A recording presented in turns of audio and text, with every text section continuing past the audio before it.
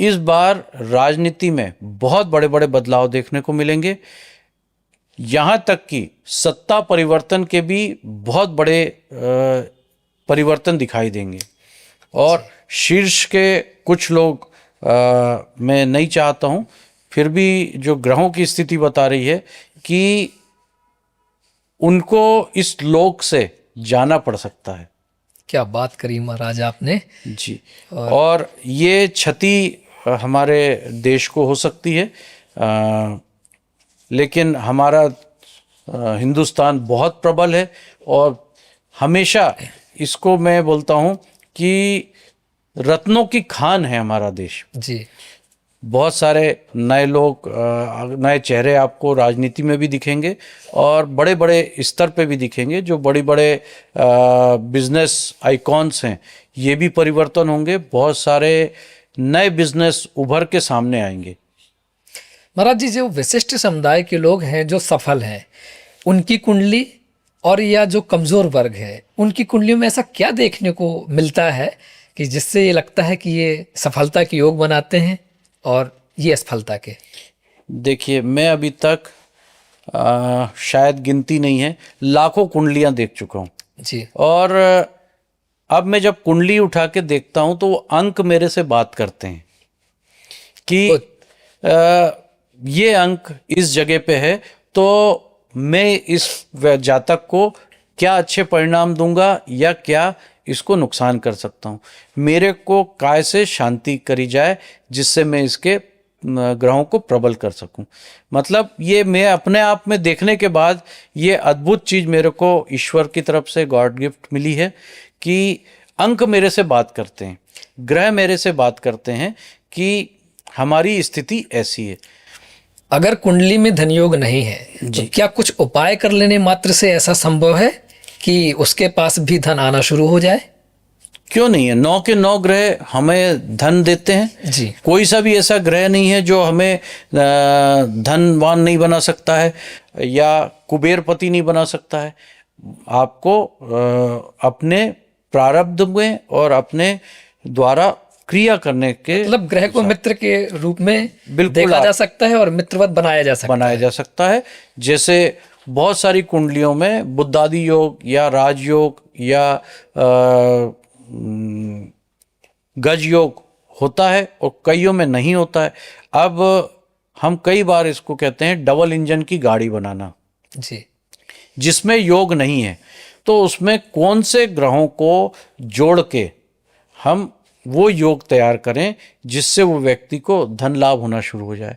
अब इसमें अंतर सिर्फ आप समझने वाला ये है जी कि अगर कोई राजयोग बनेगा किसी का, जो आपने पहले बताया था कि पूछा था कि छोटे लोगों या पिछड़े वर्ग या नीचे के लोग की कुंडली में और बड़ों की कुंडली में क्या अंतर होता है। देखिए, जब योग बनता है तो जो एक उदाहरण ले लें, एक ठेले वाला है जो फल बेचता है जी, उसके में राजयोग बनेगा तो उसका क्या होगा, उसका फल पूरा बिक जाएगा और 1000 रुपए की जगह उसकी आमदनी उस दिन कितनी हो जाएगी, 1500 और 2000 हो जाएगी। ठीक, क्योंकि उसकी लागत, उसका पुरुषार्थ उतना है जी। अगर अंबानी का राजयोग बनेगा तो उसके तरह से बनेगा। वो अगर 100 मिलियन कहीं इन्वेस्ट करता है तो वो 1000 मिलियन बनेगा। तो जो रेशो के हिसाब से हमारे योग और राजयोग काम करते हैं। बिल्कुल महाराज जी। इस वर्ष शनि, राहु, गुरु, इन ग्रहों की चाल कैसी रहेगी और क्या संकेत देखने को और कौन से परिवर्तन देखने को मिल सकते हैं? देखिए, जुलाई से जो पंचग्रही योग बन रहे हैं जी, उसमें राहु, केतु, शनि, मंगल एक ही घर में आ रहे हैं। उसी के साथ में अगस्त पहुंचते पहुंचते तक सदग्रही और अष्टग्रही योग बन जाएंगे। तो इनकी चाल बहुत टेढ़ी होगी। ये समय थोड़ा सा कठिन होगा जी, कठिन ही नहीं, बहुत ज़्यादा कठिन हो सकता है। तो इसमें सावधान रहने की आवश्यकता है। इससे बचने के लिए विष्णु सहस्त्र नाम का पाठ करना चाहिए, महामृत्युंजय का अखंड पाठ होना चाहिए जगह जगह, और यज्ञ इत्यादि के कारण महामारियों को रोका जा सकता है। ये हमारे गुरुदेव ने बहुत साल पहले बताया था। आचार्य श्री राम शर्मा जी महाराज जी। गायत्री परिवार, मेरे वो आध्यात्मिक गुरु हैं। उन्होंने बताया था कि बड़ी बड़ी महामारियों को, बड़े बड़े प्रलयों को हम यज्ञ अनुष्ठान करके उनको रोक सकते हैं। और उन्हें चिरतार्थ करके भी दिखाया था। जब बड़ी बड़ी महामारी आने वाली थी, हमें ध्यान है 80 में एक स्काईलैब टाइप की कोई चीज गिरने वाली थी जी। तब बहुत बड़े बड़े अनुष्ठान पूरे हिंदुस्तान भर में हुए थे। और वो स्काईलैब कहीं दूसरी जगह जाके कोई समुद्र में जाके गिरा, उसके कारण कोई भी जनहानि नहीं हुई। तो सभी जगह ये अनुष्ठान होने चाहिए और बहुत बड़े लेवल पे होना चाहिए। यदि कोई व्यक्ति जो है अस्वस्थ है, तो क्या वो भी कुछ सामान्यतः उपाय करने से स्वास्थ्य लाभ प्राप्त कर सकता है? बिल्कुल कर सकता है।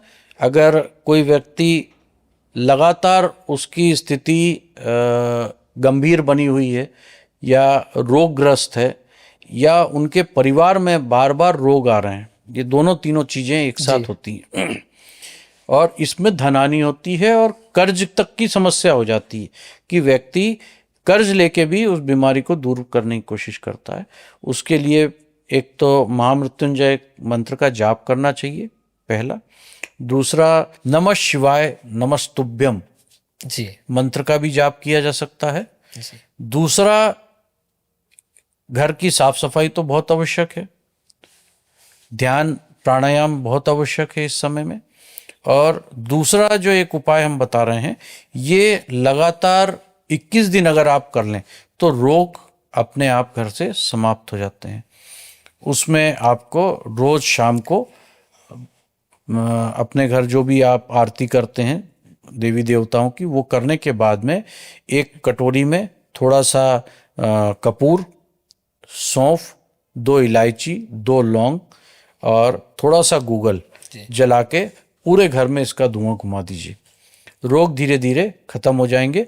ये रोग प्रतिरोधक क्षमता को बढ़ाता है और नकारात्मक ऊर्जा को खत्म करके सकारात्मक ऊर्जा का संचार करना शुरू कर देता है। जी। अगर कुंडली में धन का सामान्य योग है जी, क्या उस पर बढ़ोतरी की जा सकती है? बिल्कुल करी जा सकती है। रंक से राजा बनाया जा सकता है। ये मेरा आपके यहाँ का ही एक एपिसोड था जी। कि हम पैदा जरूर रोते हुए हैं, लेकिन जब जाएं इस दुनिया से तो हंसते हुए जाएं और लोगों को खुशी देते हुए जाएं, बहुत कुछ देते हुए जाएं। उसके लिए बहुत अच्छे योग बना सकते हैं। कुंडली में धन योग को बहुत प्रबल किया जा सकता है।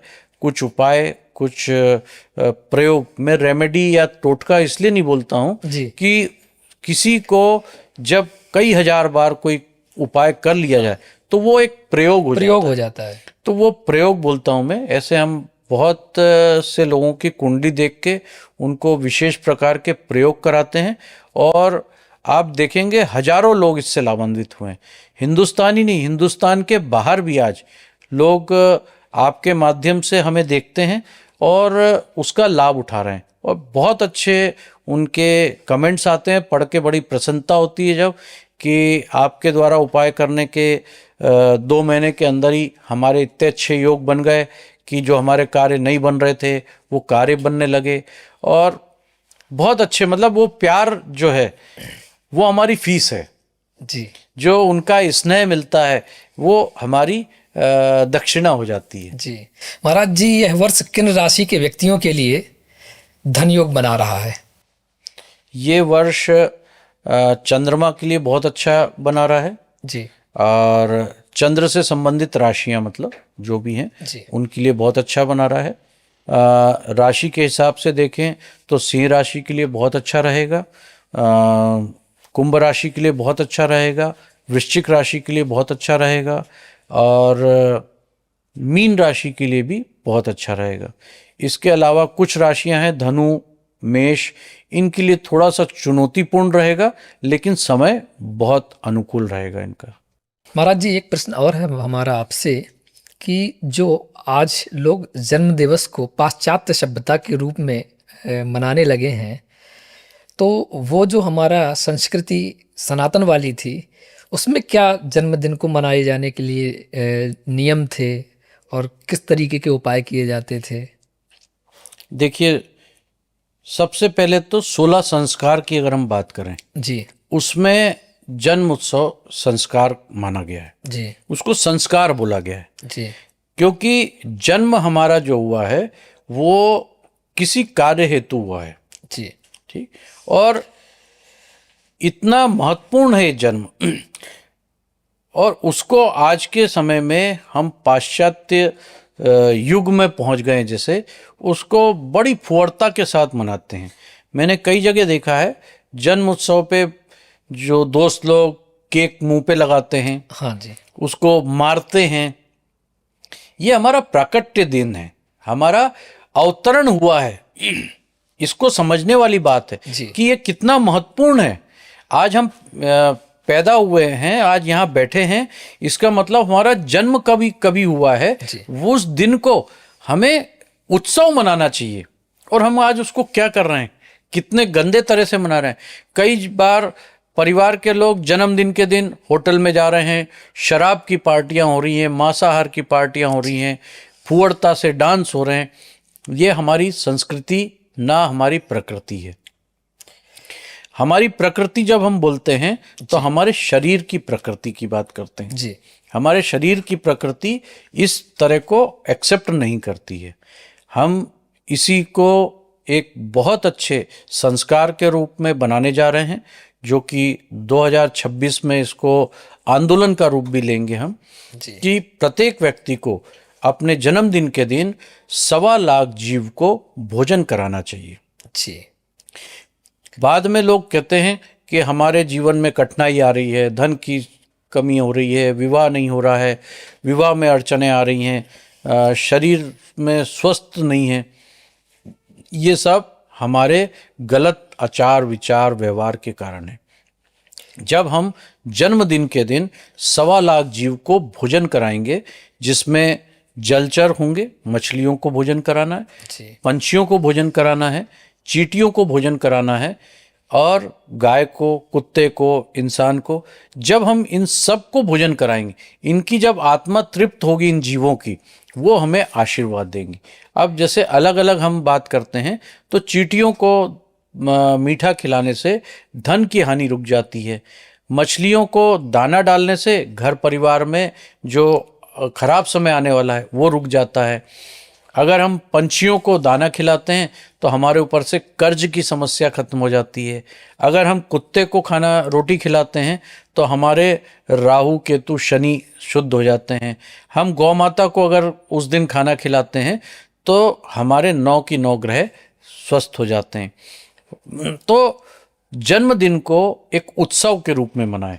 इसके लिए हमारे आश्रम में, धाम में शुरू किया है जी। कि उस दिन आप आश्रम में आए, आपके साथ पूजन किया जाएगा, आपको अभिषेक करा जाएगा, हवन किया जाएगा। क्या है हमारी देव पद्धति, क्या है देव संस्कृति हमारी, उससे जोड़ा जाएगा, संस्कारों से जोड़ा जाएगा।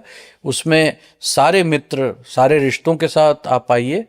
पूर्ण रूप से उस दिन आपको 1.25 लाख जीवों का आपके हाथों से भोजन कराया जाएगा। आप देखिए कैसे जीवन उत्कृष्ट नहीं बनता, कैसे आपका जीवन में निखार नहीं आता।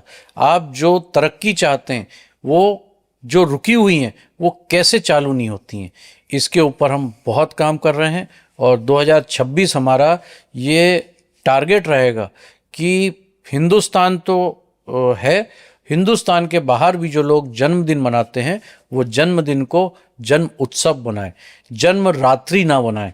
जी बिल्कुल महाराज जी, चूँकि पाश्चात्य सभ्यता में जो अभी अनुकरण किया जा रहा है, तो जो आपने भी बोला कि जन्म रात्रि ना मनाए, तो जन्म रात्रि ही मनाई जा रही है। बिल्कुल। और अगर जो आपने जिस सोच के साथ, जिस संकल्प के साथ इस यात्रा का आरंभ किया है, वो निश्चित रूप से सफल होकर न केवल अपने भारतवर्ष में इसका लाभ मिलेगा, बल्कि संपूर्ण विश्व भी एक दिन इसका पालन करेगा, क्योंकि वही हमारी संस्कृति और वही हमारा धर्म है जिससे लोगों ने सीखा है।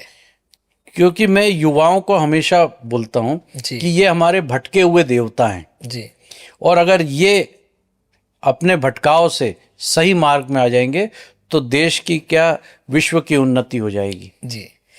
और शायद आज यही वजह है कि बच्चों को अगर जो संस्कार सही तरीके से नहीं दिए जा रहे हैं, बाद में फिर वही माता पिता वृद्धाश्रम में मिलते हैं और परिवार में विघटन होता है, तमाम तरह की पीड़ाएं भोगते हैं। जी जी। तो अगर इसकी शुरुआत जो होने जा रही है, तो जैसे खुशहाल परिवार, संयुक्त परिवार पहले अपने भारतवर्ष में देखने को मिलते थे, तो जो आज संक्षिप्तकरण होता चला जा रहा है, विकटित होते जा रहे हैं परिवार, एक बार पुनः देखने को मिल सकता है। बिल्कुल।